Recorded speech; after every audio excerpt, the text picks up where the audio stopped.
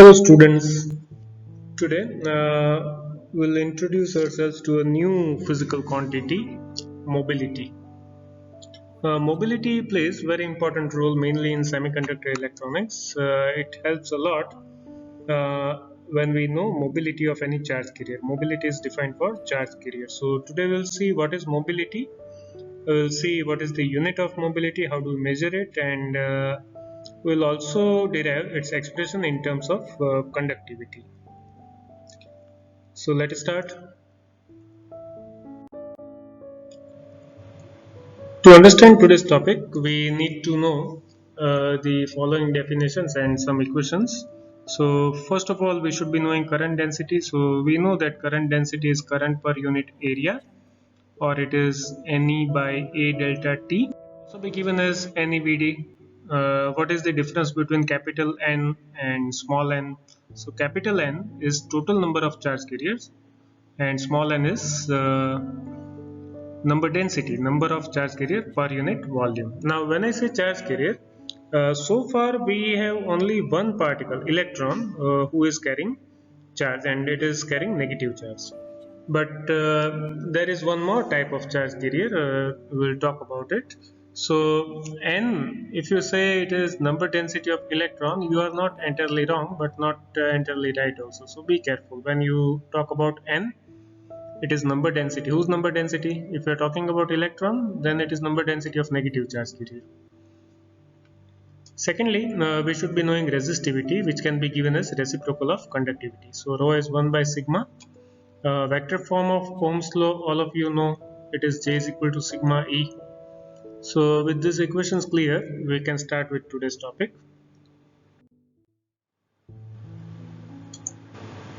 Now, what do you think mobility should be? How do we understand mobility given two objects, say object A and say another object B, and you are asked that which one of the two is more mobile? So how do we determine? Not necessary that A is bigger, so it must be heavy. So what we do is, maybe this B is a box filled in with some material, something inside, and A is empty box.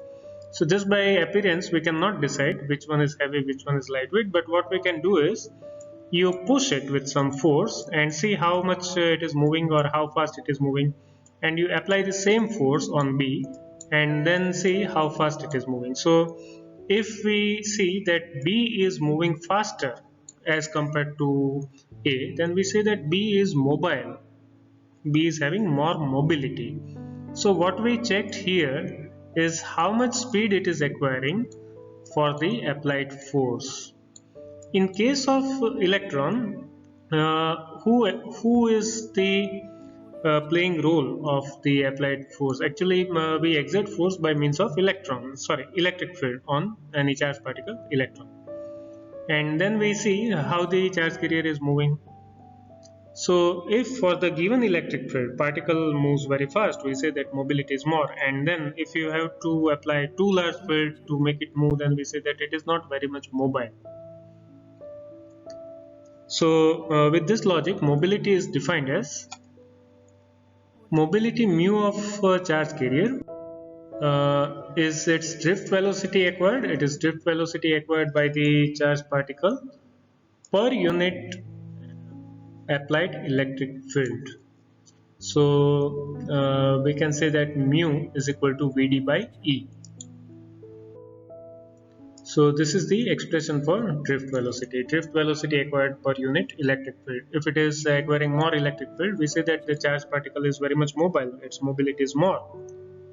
And if you need to apply large electric field to make it move, we say that it is not very much mobile. Mobility is less. How do we measure mobility? So mobility is measured in terms of meter square per volt second. And we know that current density J can be given as NEVD, and its vector form, if we use, then J can also be given as sigma E. Vector form of Ohm's law gives J in form of conductivity. J is equal to sigma E. So let us compare the two.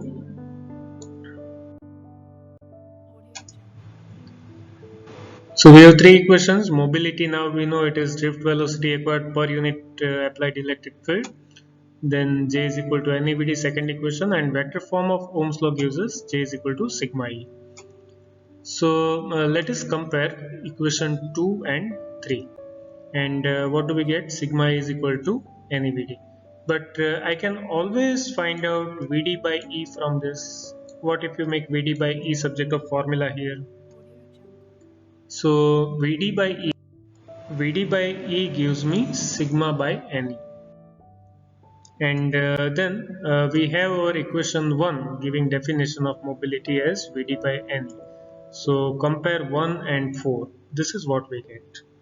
Make sigma subject of formula, and sigma is mu and E. Conductivity of any material can be given in terms of mobility. Okay, it is any times mobility. Now, when you are talking about any metal or any ordinary conductor, the charge carriers are electrons. We have negative charge carrier only, and so if you want to determine the conductivity of say copper or aluminum, we just need to know what is the number density of electron and multiply it with mu, mobility of electron, and charge. So conductivity due to electrons, conductivity due to negative charge carrier can be given as sigma E is equal to mu E, mobility of electron, number density of electron, and charge of electron. But in case of semiconductors like silicon or germanium, you have one more type of charge carrier. You will have the topic in detail in chapter of semiconductor, but here we will just introduce ourselves to the new term holes.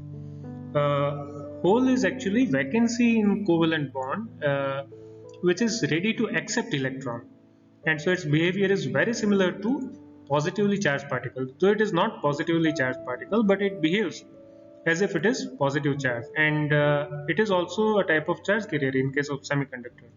So when you are talking about the conductivity of material due to holes, it can be given as sigma h is equal to mu h NHE. Now here, what is sigma h? Conductivity due to holes. What is mu h? Mobility of hole, which is not similar to that of free electron. Okay, and hence the conductivity due to holes and conductivity due to free electron both are not same. What is NH? NH is number density of holes, and small a is charge of electron. So when you are talking about metals, the total conductivity is sigma E. But if you are talking about semiconductor, you will have to add this too, because in case of semiconductor you have some free electrons and some holes. So total conductivity for semiconductor can be given as sigma E plus sigma H. So summation of the two will give total conductivity. So that is about conductivity and mobility, and that was the topic today. Let us conclude now.